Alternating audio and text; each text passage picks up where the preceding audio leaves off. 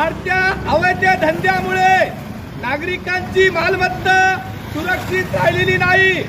चोरट्यावर अंकुश ठेवण्यासाठी पोलीस प्रशासन अपयशी ठरल्यामुळे त्यांचा निषेध मधून उद्या दिनांक 18 जानेवारीला व्यापाऱ्यांनी तालुका बंद पुकारलेला आहे।